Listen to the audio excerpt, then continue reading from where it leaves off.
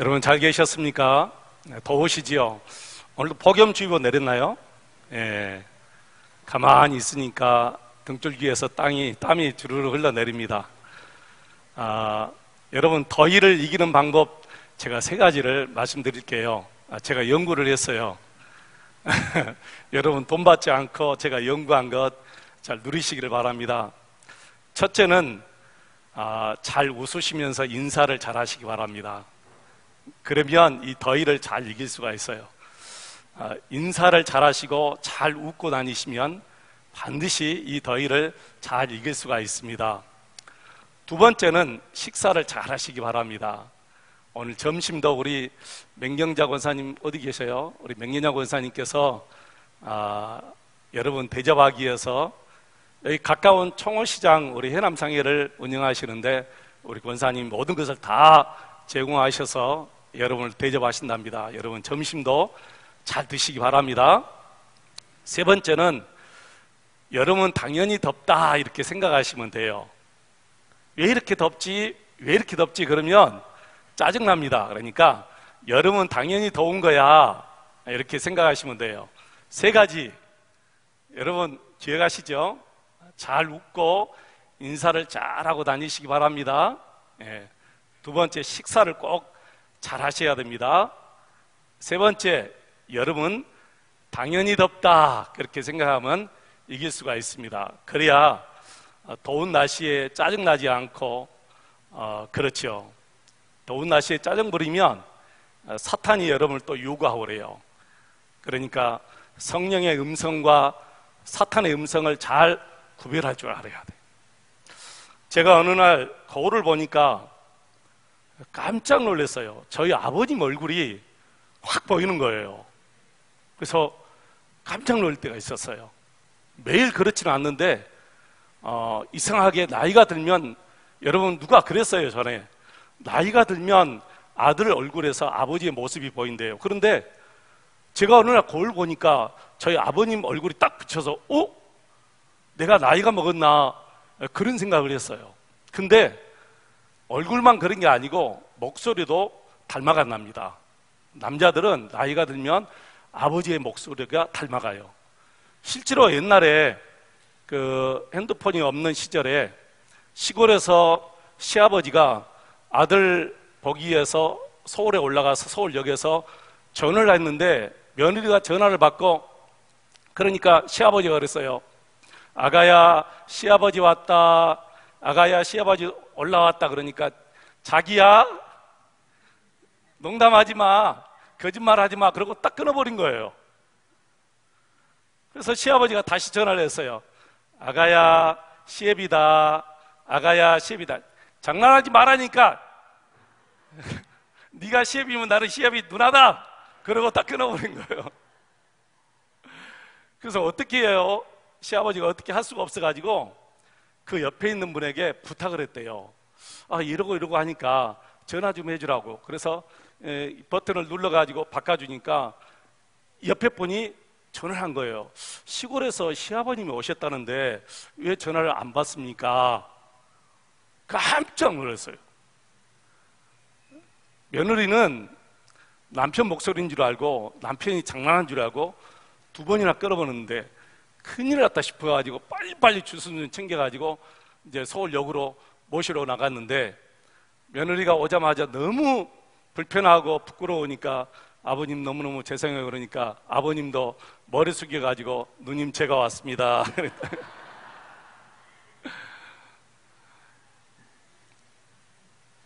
여러분 음성을 잘 구별하시기 바랍니다.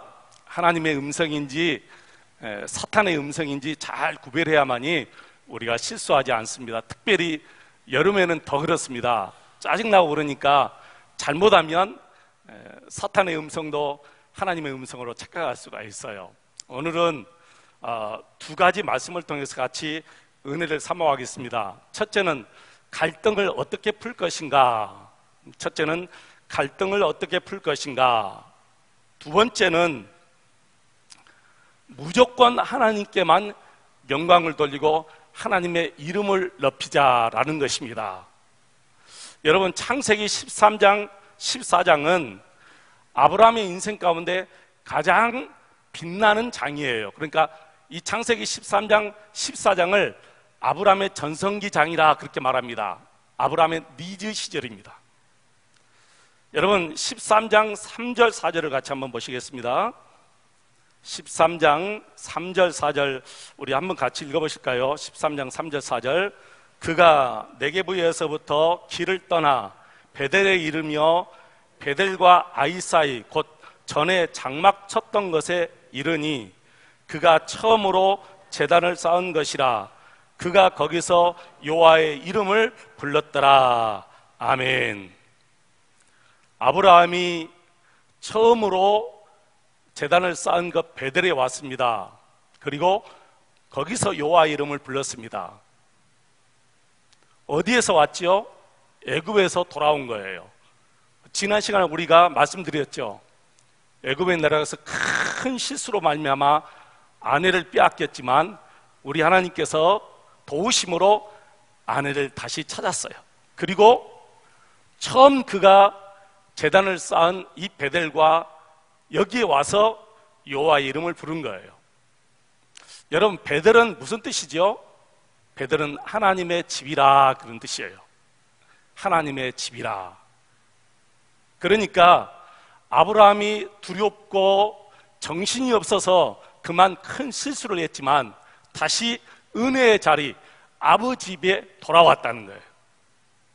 여러분 정신이 없으면 두려움이 생기면 누구든지 은혜의 자리를 떠날 수 있어요. 그러나 우리가 하나님의 도우심으로 다시 하나님의 은혜의 자리로 하나님의 집으로 돌아올 줄로 믿습니다.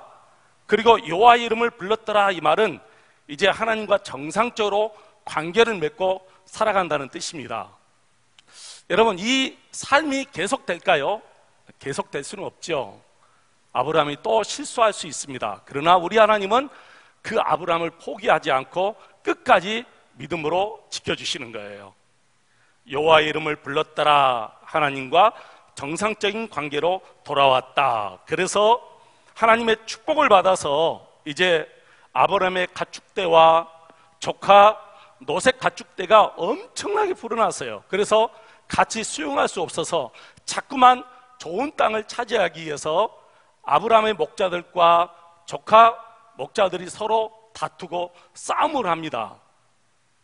그러니까 아브라함이 조카를 불러요. 불러놓고 이렇게 말합니다. 13장 8절 9절 한번 여러분 보시기 바랍니다. 13장 8절 9절입니다. 여러분 아브라함이 노색에 이르되 우리는 한 친족이라 나나 너나 내 목자나 내 목자나 서로 다투게 하지 말자. 내 앞에 온 땅이 있지 아니하냐. 나를 떠나가라. 네가 좌하면 나는 우하고 네가 우하면 나는 좌하리라. 아멘. 아브라함이 이 갈등을 단 한 방에 아주 쉽게 해결해 버려요. 여러분 사람이 사는 것에는 갈등이 있잖아요. 여러분 그러죠? 저는 우리 집사람하고 지금 산 지가 꽤 오래돼요. 근데 아직도 갈등이 있어요. 부부 간의 갈등이 아직도 있어요. 여러분 부모와 자식의 갈등도 아직 있어요. 그리고 교회 안에서 여러분 20년, 30년 우리 교회는 120년이 넘었는데 120년 동안 살면서도 아직도 하나가 되지 못하고 갈등이 일어날 수가 있어요. 참 이상한 일이죠. 왜 그럴까요? 살아있는 사람들에게는 다 갈등이 있기 마련이에요. 죽은 사람들은 갈등이 없어요. 여러분이 살아있기 때문에 우리가 갈등할 수 있어요. 그런데 이 갈등이 오래 가면 안 돼요. 빨리 끝내야 돼요. 빨리 이 갈등을 풀어야 돼요. 근데 오래 가는 사람들이 있어요. 한 달 가는 사람이 있답니다. 여러분 저는 놀랐어요. 저는 목사이기 때문에 이 갈등이 하루 이상 가면 안 돼요. 설교해야 되잖아요. 이틀 가고 3일 가면 안 돼요. 그러니까 빨리 풀고 빨리 그 갈등을 아물게 해야 되는데 제가 어떤 분의 얘기를 들어보니까 부부간의 갈등을 한 달 동안 가지고 가는 부부가 있다고 그래서 저는 깜짝 놀랐어요. 어떻게 한 달 동안 갈 수 있을까? 뭐 부탁할 수도 있잖아요. 그러니까 쪽지로 이렇게 적어 놓은대요. 뭐 준비해 놓으라. 뭐 준비해 놓으라. 안 해도 쪽지로 해서 거기 있다 가져가거라. 이렇게 하고. 근데 여러분, 갈등은 오래 가면 안 됩니다. 빨리 끝내야 됩니다. 여러분, 아브라함을 보십시오. 갈등 빨리 끝내는 거예요. 그리고 쉽게 끝내는 거예요. 근데 갈등을 끝내는 방법 간단합니다. 뭐죠? 양보하는 거예요. 내가 양보하면 이 갈등은 아주 쉽게 빨리 끝낼 수가 있어요. 근데 누가 양보하죠? 하나님을 신뢰하고 하나님을 믿는 자가 양보해야 돼요. 다른 사람은 양보할 수 없어요. 믿음이 없으면 양보할 수 없습니다. 하나님이 살아계신다라는 확신이 있고, 하나님이 내 것을 챙겨주시고 하나님이 나를 보호하신다라는 확실한 믿음이 있으면 빨리 양보할 수 있어요. 형제 간에 물질 때문에 갈등이 일어날 수 있어요.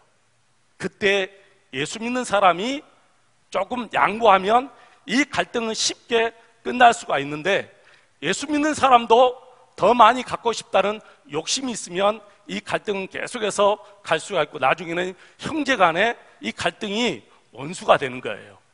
여러분 예수 믿는 사람이잖아요. 하나님이 여러분의 몫을 챙겨주시고 하나님이 여러분 것을 다 아시기 때문에 하나님을 믿는 여러분이 양보를 하시기 바랍니다. 가정에서도 믿음이 더 좋은 사람이 양보하는 거예요. 남편과 아내가 있지만 믿음이 더 좋은 사람이 빨리 양보하고, 믿음이 좋은 아버지가 양보하죠. 교회 안에서도 믿음이 더 좋은 사람이 양보하게 되어 있어요. 성격이 좋다고 양보하는 게 아니에요.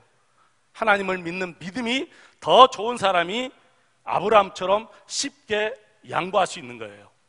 저는 이 말씀을 보면서 어떻게 이렇게 쉽게 양보할 수 있을까? 아브라함이 무슨 믿음 때문에, 무슨 이유로 이렇게 쉽게 양보하지라는 생각을 했어요. 애굽에서 사건 만나고 돌아오고 난 다음부터 하나님을 믿는 믿음이 성숙해진 거예요. 아, 하나님이 다 알고 계시구나. 하나님이 모든 것을 다 알고 계시구나. 이걸 아브라함이 안 거예요. 그래서 조카 노색에 이렇게 여러분 쉽게 양보할 수가 있었던 것입니다. 문제는 어디서든지 하나님이 나와 함께 하신다라는 믿음만 있으면 여러분 양보하게 될 줄로 믿습니다. 사랑하는 성도 여러분, 교회에서도 가정에서도 어디에서든, 특별히 여러분 형제간끼리 물질 때문에 갈등 빚지 마시고 쉽게 양보하시기 바랍니다. 여러분이 좀 손해보시고 양보하시기 바랍니다. 반드시 우리 하나님께서 여러분의 몫을 어떤 방법으로 해서든지 다 채워주실 줄로 믿습니다. 짐 엘리엇 선교사님이 남긴 한마디, 너무 유명한 말입니다. 영원한 것을 얻기 위해서 영원하지 않는 것을 버리는 것은 당연한 것이다, 그렇게 말했어요. 영원한 것을 얻기 위해서 영원하지 않는 것을 버리는 것은 너무나 당연한 것이다. 짐 엘리엇 선교사님이 자기 목숨을 버리고 아프리카 원주민을 위해서 선교할 때 한 말씀입니다. 여러분, 이제 갈등이 다 끝나고 이 롯은 비옥하고 아름다운 소돔과 고모라를 선택해서 갔습니다. 가고 난 다음에 우리 하나님이 아브라함에게 또 나타나셔요. 13장 여러분 14절 말씀 한번 보시기 바랍니다. 13장 14절 같이 한번 읽겠습니다. 롯이 아브라함을 떠난 후에 여호와께서 아브라함에게 이르시되 너는 눈을 들어 너 있는 곳에서 북쪽과 남쪽 그리고 동쪽과 서쪽을 바라보라. 여러분 15절, 16절, 17절, 18절까지 우리 같이 한번 읽습니다. 시작. 보이는 땅을 내가 너와 내 자손에게 주리니 영원히 이르리라. 내가 내 자손이 땅의 티끌같이 사람이 땅의 티끌을 능히 셀 수 있을진데 내 자손도 세리라. 너는 일어나 그 땅을 정과 행으로 두루 다녀보라. 내가 그것을 내게 주리라. 이에 아브라함이 장막을 옮겨 헤브론에 있는 마므레 상소리 숲에 이르러 거기 거주하며 거기서 여호와를 위하여 제단을 쌓았더라. 아멘. 아브라함이 양보하고 롯이 아브라함을 떠난 후에 하나님이 또 아브라함에게 나타나서 똑같은 언약을 또 해주십니다. 참 신기하게 아브라함이 떠난 후에 반드시 이 말씀 나와요. 롯이 떠나든지 아브라함이 다시 정신 차려서 돌아오든지 반드시 하나님이 또 아브라함에게 은혜를 베풀어 주셔요. 하나님이 나타나서 아브라함아 두려워하지 마, 아브라함아 염려하지 마, 아브라함아 뭐가 걱정돼? 내가 이 땅을 너와 내 후손에게 줄 것이다. 그리고 너로 큰 민족을 이루게 해주겠다. 이 언약을 계속해서 해주셔요. 여러분 양보하면, 여러분이 힘든 자리에 있으면, 또 여러분이 믿음으로 또 헤쳐나가면 반드시 그때그때마다 우리 하나님이 나타나셔서 여러분을 도와주시고 은혜로 반드시 인도해 주실 줄로 믿습니다.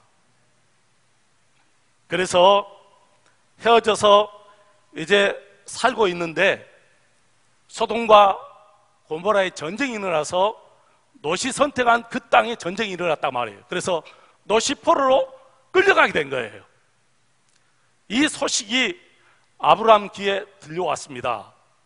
그러니까 아브라함이 자기 집에서 훈련했던 318명을 데리고 롯이 끌려간 그 원수들 향해서 가는 거예요. 참 이상하죠.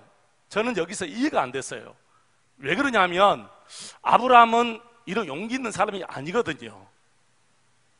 여러분 생각해 보세요. 어떻게 자기 집에서 훈련시킨 318명만 데리고 그 연합군을 향해서 갈 수가 있습니까? 아브라함은 애굽에 있었던 그 모습을 한번 보시기 바랍니다. 죽음도 두려워가지고 자기 아내를 아내라 말하지 못하고 누이라 했던 사람이고 아내를 빼앗긴 사람이에요. 정말 절부 중에 절부였어요. 근데 오늘 이 말씀을 보면 전혀 딴 사람이에요. 아브라함이 완전히 변해 있어요. 영적인 모습이에요. 그리고 그 전쟁에 나가서 승리해서 조카 롯과 절품을 다 챙겨가지고 와요. 여러분 놀라운 은혜지요. 그리고 오늘 본문 말씀에 오니까 소돔 왕과 멜기세덱 왕이라고 나왔는데 멜기세덱은 제사장입니다. 이 두 사람이 아브라함을 영접하기 위해서 나옵니다. 멜기세덱 제사장이 아브라함을 만나서 축복하지요. 그리고 하나님을 찬양합니다. 그러면 보겠습니다. 18절 말씀, 오늘 본문 창세기 14장 18절입니다. 20절까지 우리 다시 한번 읽겠습니다. 살렘왕 멜기세덱이 떡과 포도주를 가지고 나왔으니 그는 지극히 높으신 하나님의 제사장이었더라. 그가 아브라함에게 축복하여 이르되 천지의 주제이시요 지극히 높으신 하나님이여 아브라함의 벽을 주옵소서. 너희 대적을 내 손에 붙이신 지극히 높으신 하나님을 찬송할지로다 하매 아브라함이 그 얻은 것에서 10분의 1을 멜기세덱에게 주었더라. 아멘. 여러분 이 멜기세덱이 누구지요? 이 멜기세덱 제사장이 전쟁에서 돌아오는 아브라함을 영접하고 떡과 포도주를 주었습니다. 그리고 하나님을 찬양합니다. 거기서 너에게 승리를 주신 하나님을 찬송할지로다 하면서 이 멜기세덱 제사장이 하나님을 찬송해. 그때 이 아브라함이 거기서 은혜를 받고 너무 감사해서 11조를 이 멜기세덱 제사장에게 드립니다. 성경에 나오는 최초의 11조 사건이 여기서 나와요. 여러분 히브리서 7장 한번 보겠습니다. 히브리서 7장 1절로 3절 말씀 보면 바로 이 멜기세덱 제사장이 누구인가 우리가 알 수가 있어요. 히브리서 7장 1절로 3절 같이 한번 읽어보겠습니다. 이 멜기세덱은 살렘 왕이요 지극히 높으신 하나님의 제사장이라 여러 왕을 쳐서 죽이고 돌아오는 아브라함을 만나 복을 빈 자라.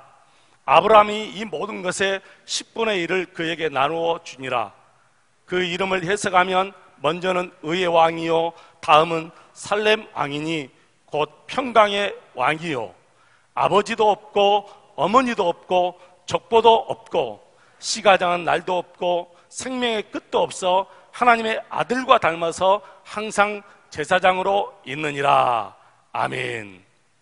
여러분, 이 멜기세덱 제사장은 의의 왕이요 살렘 왕이요 평강의 왕이요 아버지도 어머니도 없고 족보도 없고 시작한 날도 끝도 없다. 누구지요? 바로 하나님의 아들 예수 그리스도이신 줄 믿습니다. 예수 그리스도께서 오셔서 아브라함을 영접해 주신 거예요. 그때 아브라함이 이 예수님께 11조를 드린 것입니다. 그래서 여러분, 11조는 의무가 아니고 감사예요. 아브라함이 이 11조를 의무로 드렸어요? 멜기세덱 제사장이 11조를 드려라 해서 드린 게 아니에요. 아브라함이 먼저 자원해서 감사함으로 이 11조를 드린 거예요. 그래서 여러분, 11조는 율법이 아니에요. 하나님 앞에 감사해서 드리는 것이 여러분 11조예요. 어느 때 감사합니까? 범사에 감사해서 하나님 앞에 이렇게 11조 생활을 우리가 하는 것인 줄로 믿습니다. 여러분, 의무로 하면 그게 짐이에요. 모든 것이 다 그렇습니다. 여러분, 기도 생활도 그렇고 봉사 생활도 그렇고 헌금하는 생활도 다 그래요. 내가 의무로 억지로 하면 그게 무거운 짐이 돼가지고 결국에는 믿음 생활을 우리가 못하게 돼요. 그러나 모든 것에 있어서 하나님 앞에 감사함으로 하면 이게 기쁨이 되는 거예요. 그래서 우리가 할 수 있는 거예요. 여러분, 30년, 40년, 50년 동안 믿음 생활을 할 수 있는 거예요. 기쁨으로 하니까 할 수 있지요. 이게 억지로 하면 우리가 어떻게 이렇게 많은 세월 동안 우리 하나님 앞에 이렇게 봉사하고 우리가 살 수가 있겠습니까? 놀라운 일이죠. 여러분, 모든 일을 기쁨으로 하시기를 주의 이름으로 축원을 드립니다. 여러분, 특별히 11조 생활 짐으로 하지 마시고 의무로 하지 마시고 기쁨으로 감사하면서 11조 생활을 한번 해보시기를 축원합니다. 그리고 이제 소돔 왕이 이 전쟁에서 승리하고 돌아온 아브라함에게 말합니다. 여러분, 4장 21절 같이 한번 읽겠습니다. 4장 21절 같이 한번 읽겠습니다. 시작. 소돔 왕이 아브라함에게 이르되 사람은 내게 보내고 물품은 내가 가지라. 소돔 왕이 아브라함을 만나서 아브라함이 그렇게 말합니다. 사람만 내게 보내고 물품은 너가 전부 다 가져라. 저 같으면 다 가졌을 것 같아요. 근데 아브라함은 안 가졌어요. 아무것도 갖지 않았어요. 여러분, 22절에 나옵니다. 아브라함이 이렇게 말해요. 아닙니다. 저는 아무것도 갖지 않겠습니다. 신발 끈 하나 갖지 않겠습니다. 그 어느 걸 하나, 뭐 옷자락에 있는 그 모든 실오라기 하나도 내가 갖지 않겠습니다. 단지 이 젊은 사람들, 전생에서 돌아온 젊은 사람들 먹을 것을 주십시오. 아무것도 갖지 않겠습니다. 이유가 뭐라 했어요? 그 이유는 딱 한 가지예요. 당신 때문에 아브라함이 부자 되었다, 그 소리 듣지 않겠다는 거예요. 당신 때문에 내가 부자 되었다, 그 소리 듣지 않기 위해서 모든 것을 다 포기한다는 거예요. 여러분, 이게 가져도 아무런 상관이 없어요. 이거 부정한 거 아니에요. 정당한 거예요. 정당하게 전쟁에서 나가서 승리하고 돌아온 전리품이에요. 그러니까 아브라함이 다 가져도 되지만 아브라함은 한 가지 이유 때문에 혹이라도 사람들이 아브라함은 소돔 왕 때문에 부자 되었다네, 그 소리 듣지 않기 위해서 안 가졌다는 거예요. 나는 저와 여러분이 모든 삶 속에서 이런 삶을 살아갈 수 있기를 축원합니다. 누구누구 때문에 부자 되었다, 그 소리 듣지 마시고 정말 저분은 하나님 때문에 복을 받았다, 정말 저분은 하나님의 은혜로 복을 받은 사람이야, 하나님 앞에 기도하고 하나님 앞에 헌신하고 하나님을 저렇게 잘 믿더니 하나님께 복을 받았구나 라는 귀한 축복을 받으시기를 축원합니다. 그게 진짜 복이에요. 여러분, 무엇이 복일까요? 이게 진짜 복인 줄로 믿습니다.